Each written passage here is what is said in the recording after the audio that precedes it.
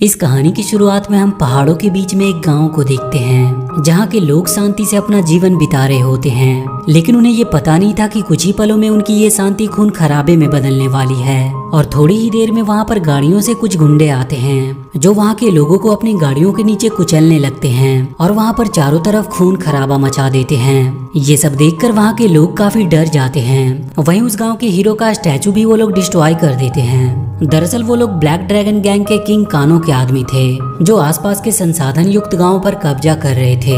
उन गांव वालों को कानो का असिस्टेंट सैंग समझाता है कि किंग कानो वहां पर उनकी सुरक्षा के लिए आया है, लेकिन उस गांव का कोई भी व्यक्ति उसकी बातों से सहमत नहीं था। तो उन्हें समझाने के लिए किंग कानो खुद वहां पर आता है। कानो के आते ही उसके आदमी जोरदार तरीके से उसका स्वागत करते हैं।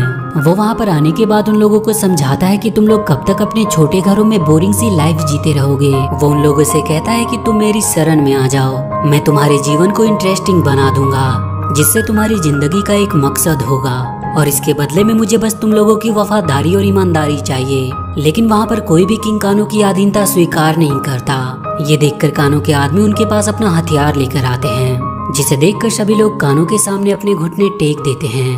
वहाँ पर अब ब्लैक ड्रैगन का शासन हो जाता है।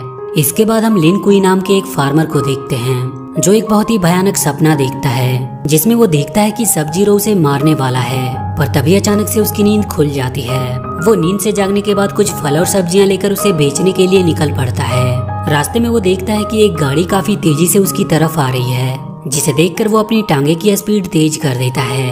लेकिन वो गाड़ी काफी तेज होती है, इसीलिए वो कुई को रास्ते में ही रोक लेते हैं। उस गाड़ी में कानो के 3 आदमी होते हैं। वो तीनों जब कुई के पास ताजा फल और सब्जियां देखते हैं तो उससे पूछते हैं कि उसने ये सब कहाँ से लाया और वो उसे लेकर कहाँ जा रहा है। लेकिन कुई के कुछ ना बताने पर उन तीनों में से कबैल नाम का आदमी उसे बहुत मारता है। और इसके बाद वो तीनों अपनी जरूरत के मुताबिक कुछ फल और सब्जियां लेते हैं और बाकी के फल और सब्जियों को वहीं पर गिराकर वहां से चले जाते हैं। रास्ते में एक आदमी जिसका नाम कोबरा होता है वो कबैल से घर चलने को कहता है। तो कबैल उससे कहता है कि वो बूढ़ा आदमी सब्जियां लेकर कहीं जा रहा था, अगर हम उस स्थान को ढूंढ लेंगे तो किंग कानो हम पर काफी खुश होंगे। तभी रास्ते में उन्हें एक गांव दिखाई देता है। जब वो तीनों उस गांव में जाते हैं तो उन्हें वहां पर काफी ज्यादा खाद्य संसाधन मिलता है, जिसे देखकर वो तीनों काफी खुश होते हैं। और कबैल पास की दुकान से एक फल ले लेता है और दुकानदार के उससे कीमत मांगने पर उसे वो धक्का दे देता है। उन्हें लगता है कि पिछले गांव की तरह इस गांव में भी उनका मुकाबला करने के लिए कोई नहीं होगा। लेकिन तभी वहां पर केंसी नाम का एक युवक आता है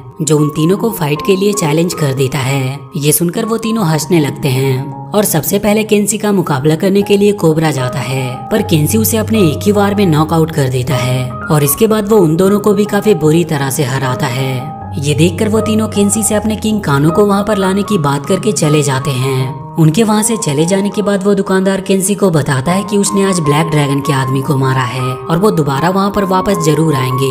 पर केंसी ये बात सुनकर काफी खुश होता है क्योंकि उसे लगता है कि एक बार फिर कोई उसे चैलेंज करने के लिए मिलेगा। उधर कानो अपने सिपाहियों में फाइट करा रहा होता है। तभी वहाँ पर वो तीनों पहुँचते हैं और वहाँ पर कबैल कानो से कहता है कि हम लोगों ने एक और अच्छी जगह देखी है जो बिल्कुल सुरक्षित और सुंदर है। उस गांव पर कब्जा करने के लिए वो लोग किंग कानो को चलने को कहते हैं, लेकिन कानो इसके लिए अपने एक आदमी ट्रेमर को भेजता है। उन लोगों के वहां से जाने के बाद कानो अपने असिस्टेंट सैंग को उस गांव में भेजता है ताकि वो पता लगा सके कि कौन है जिसने उसके 3 सोल्जर को अकेले ही हरा दिया। कानो का हुक्म सुनते ही सैंग उस गांव की ओर निकल पड़ता है। वहीं हम लिन कोई को देखते हैं जो एक बार फिर वही भयानक सपना देखता है और डरकर नींद से जाग जाता है। और नींद से जागने के बाद एक बार फिर से वो फल और सब्जियां लेकर उसी गांव में बेचने जाता है। वहीं पर केंसी जब कुई के हाथों का टैटू देखता है तो वो काफी हैरान होता है। इसके बाद वो उसके पास आता है और उससे महान योद्धा लिन कुई के बारे में पूछता है, पर कुई उससे कहता है कि इसके बारे में उसे कुछ भी नहीं पता। लेकिन केंसी नहीं मानता और उसका टेस्ट लेने के लिए उसके ऊपर सब्जियों की टोकरी फेंकता है। इस पर कोई उससे पूछता है कि तुम चाहते क्या हो, तो केंसी उससे कहता है कि मैं केनिची तकाशी बनना चाहता हूँ जो सभी सेनानियों में सबसे महान योद्धा था। वो कोई से कहता है कि मैं चाहता हूँ कि आप जो कुछ भी जानते हो वो मुझे सिखाएं और इसके लिए वो उसे बहुत अच्छी रकम भी देने को तैयार है। लेकिन कोई उसे मना कर देता है और वो कहता है कि उसे किसी के पैसे नहीं चाहिए, वो बस शांति से अकेला रहना चाहता है। तभी वहाँ पर कानो के आदमी ट्रेमर के साथ आ जाते हैं जो केंसी को उनके सामने सरेंडर करने को कहते हैं। लेकिन केंसी के बदले कुई अपने आप को सरेंडर कर देता है क्योंकि वो नहीं चाहता था कि वहाँ पर वो लोग फाइट करें। लेकिन ट्रेमर कुई को एक किक मारता है और वो केंसी के साथ फाइट करने लगता है। शुरू में तो केंसी ट्रेमर को बहुत मारता है, लेकिन थोड़ी ही देर में ट्रेमर केंसी पर भारी पड़ने लगता है और जैसे ही ट्रेमर उसे मारने वाला होता है, कानो का असिस्टेंट सैंग उसे ऐसा करने से मना कर देता है। इसके बाद ट्रेमर वहाँ के लोगों से कहता है कि किंग कानो जल्दी यहाँ पर आने वाले हैं और वो लोग तैयार रहे उनके सामने अपने घुटने टेकने के लिए। जब वो लोग वहाँ से चले जाते हैं तो सैंग केंसी के पास आता है और उससे कहता है कि मैं भी तुम्हारी तरह एक बहादुर योद्धा था, लेकिन जिसके पास पावर होती है हम उसका कुछ नहीं बिगाड़ सकते, लेकिन एक हथियार है जिससे तुम शक्तिशाली बन सकते हो।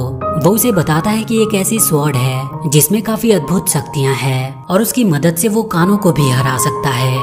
ये बात सुनने के बाद केंसी उससे कहता है कि मुझे उस स्वॉर्ड के पास ले चलो। सैंग केंसी को अपनी बातों में उलझाकर उसे उस स्वॉर्ड वाले स्थान पर ले जाता है। वो स्वॉर्ड आत्माओं के कुएं में होता है जहाँ पर तकाशी की शक्तियाँ रहती है। केंसी जैसे ही अपने ब्लड से उस कुएं को खोलता है, उसमें से आत्माएं तेज रोशनी के साथ बाहर निकलती है। वो रोशनी इतनी तेज होती है कि उससे केंसी अंधा हो जाता है। वहीं सैंग उन आत्माओं की मदद से काफी शक्तिशाली बन जाता है। दरअसल कैनो से पहले सैंग काफी शक्तिशाली हुआ करता था, लेकिन जब कैनो के पास शक्तियां आ गई तो उसने सैंग को अपना गुलाम बना लिया। शक्तियां मिलने के बाद सैंग कानो से अपना बदला लेने जाता है, पर इससे पहले वो केंसी को उस आत्माओं के कुएं में फेंक देता है। कुएं में जाने के बाद केंसी को एक आवाज सुनाई देती है और वो आवाज किसी और की नहीं बल्कि वही सेंटो स्वॉर्ड की होती है, जो केंसी को कह रहा था कि मेरा इस्तेमाल करो। और जब वो उस स्वॉर्ड को अपने हाथों में लेता है तो एकदम से चौंक जाता है क्योंकि तलवार के हाथों में आते ही केंसी को कुछ कुछ दिखाई देने लगा था, जिसकी मदद से वो उस कुएं से बाहर निकलता है और वहां से अपने घर जाने की कोशिश करता है, लेकिन रास्ते में ही वो गिरकर बेहोश हो जाता है। अगली सुबह हम कुई को देखते हैं जो काफी पी रहा होता है और तभी उसे रास्ते में केंसी दिखाई देता है और वो उसे लेकर अपने घर आ जाता है। वहीं कानो एक आदमी को अपने एक्स से शूट कर रहा था, तभी वहाँ पर सैंग आकर उसके आदमियों को मारने लगता है और उसके बाद वो कानो को भी बहुत मारता है। वो कानो के सोल को निगलने की कोशिश कर रहा था, लेकिन वो ऐसा कर नहीं पाता। इस पर कानो सैंग के एक हाथ को ही उखाड़ देता है और उसके बाद उसे बहुत मारता है और आखिर में वो सैंग का सर धड़ से उखाड़कर उसे मार देता है। इधर कुई केंसी को अपने घर ले जाकर उसे जीने का नया तरीका सिखाता है। वो उसे काफी ट्रेनिंग देता है ताकि वो अंधा होने के बावजूद उस लाइफ को जी सके जैसे वो पहले जीता था। रात में केंसी कुई को अपने तलवार के बारे में बताता है कि वो जब उसके हाथों में होती है तो उसे दिखाई देने लगता है और ऐसा लगता है मानो वो उसे गाइड कर रही हो। जब वो दोनों सो जाते हैं तो कुई को वो सपना एक बार फिर आता है, जिसमें वो इस बार देखता है कि वो खुद से ही अपने आप को मारने की कोशिश कर रहा है। तभी केंसी उसे जगा देता है। वहीं दूसरे दिन कुई केंसी को तलवार को कंट्रोल करने की ट्रेनिंग देता है, लेकिन केंसी वो कर नहीं पा रहा था। काफी चीजों में फेल होने के बाद वो ये सब छोड़ने का डिसाइड करता है। तो कुई उसे समझाता है कि कमजोर हमेशा परिस्थितियों को दोष देते हैं, लेकिन एक योद्धा किसी भी परिस्थिति में अपनी हार नहीं मानता। उसके काफी मोटिवेट करने पर केंसी दोबारा कोशिश करता है और इस बार वो काफी बेहतर कर रहा था। इसी प्रकार वो कई दिनों के ट्रेनिंग के बाद वो हर एक चीज को परफेक्ट करने लगता है। एक दिन केंसी कुई से पूछता है कि आप इतने महान योद्धा होने के बावजूद ब्लैक ड्रैगन के सामने घुटने क्यों टेक दिए। इस पर कुई उसे अपनी पुरानी कहानी बताता है। काफी समय पहले कुछ दरिंदों ने कुई के शहर पर हमला कर दिया था। उस समय वो महान योद्धाओं में से एक था, इसीलिए वो उन्हें मारने के लिए अपने साथियों के साथ चला गया, क्योंकि उस समय उसे लगता था कि कोई भी उसे हरा नहीं सकता। जब वो उन दरिंदों को मारने के लिए शहर पहुंचा तो देखा कि वो सारे शहर में मधुमक्खियों की तरह फैले हुए हैं और उसे ये लगा कि वो मरने वाले हैं। तो उसने क्रीमेंसी शक्ति का यूज करके एक बर्फीला तूफान लाया, लेकिन उसने अपनी शक्ति से नियंत्रण खो दिया, जिसकी वजह से उन दरिंदों के साथ साथ उसके अपने भी लोग मारे गए, यहाँ तक कि वो पूरा शहर ही मारा गया। और तभी से उसने अपनी शक्तियों को कभी इस्तेमाल ना करने की कसम खाई। वो केंसी से कहता है कि यदि मेरे घुटने पर रहने से मेरे अपने सुरक्षित रहते हैं तो मैं हमेशा अपने घुटने पर ही रहना चाहूंगा। काफी दिनों के ट्रेनिंग के बाद केंसी एक परफेक्ट योद्धा बन चुका था। तभी उसे वहाँ पर धुएं की स्मेल आती है, जिसके बारे में जब वो कुई से पूछता है तो वो उसे बताता है कि यहाँ पर एक बहुत बड़ा खतरा आने वाला है। इधर कानो उस गांव के लोगों को मारकर उसे अपने कब्जे में ले लेता है। वहीं इस दर्दनाक मंजर को कोई देख रहा होता है। ये सब सुनने के बाद केंसी कुई को उनकी मदद करने को कहता है, लेकिन वो उनकी मदद करने को तैयार नहीं था। इस पर केंसी अकेले ही उनकी मदद करने के लिए चला जाता है। वो अकेले ही कानो के पास जाता है और उसके आदमियों को मार गिराता है। कानो के आदमी जब देखते हैं कि वो केंसी को सामने से नहीं मार सकते तो वो उसे धोखे से मारते हैं। और जैसे ही कबैल केंसी को जान से मारने जाता है तो कानो उसे ऐसा करने से मना कर देता है। वहीं कोई ये सब छुपकर देख रहा था और इसके बाद वो अपने फार्म हाउस आकर अपना हथियार लेता है ताकि वो अपने लोगों को बचा सके और अपने फार्म हाउस को जलाकर वहाँ पर स्कॉर्पियन को बुलाता है। असल में कोई और नहीं बल्कि सब जीरो होता है। अब स्कॉर्पियन और सब जीरो मिलकर केंसी और उन बेकसूर लोगों को बचाने के लिए निकल पड़ते हैं। उधर कैनो केंसी को जिंदा इसीलिए रखा था ताकि वो उसे तड़पा तड़पा कर मार सके, लेकिन जैसे ही वो उसे मारने वाला होता है वहाँ पर अचानक से काफी ठंड बढ़ जाती है क्योंकि वहाँ पर सब जीरो आ चुका था और उसके साथ स्कॉर्पियन भी होता है। वो केंसी को वहाँ से छुड़ा लेते हैं और इसके बाद वो तीनों मिलकर कानो के आदमियों से लड़ने लगते हैं। इधर स्कॉर्पियन और सब जीरो मिलकर कानो के एक एक आदमी को बहुत बुरी तरह से मार रहे थे। इसके बाद वो तीनों मिलकर कानो से लड़ने लगते हैं। शुरू में कानो उन पर भारी पड़ रहा था लेकिन अंत में वो तीनों कानो को मार गिराते हैं, लेकिन फिर भी वो मरता नहीं है क्योंकि कानो कोई मामूली इंसान नहीं था बल्कि वो इंसान और रोबोट से मिलकर बना हुआ एक मशीन था। कानो जब ये देखता है कि वो उन तीनों का मुकाबला नहीं कर सकता तो अपनी जान बचाकर वहाँ से भागने लगता है और वो तीनों उसका पीछा करते हैं। रास्ते में उन्हें ट्रेमर मिलता है जिस पर केंसी हमला कर देता है और अपना पुराना बदला लेने के लिए उसे बहुत ही बुरी मौत मारता है।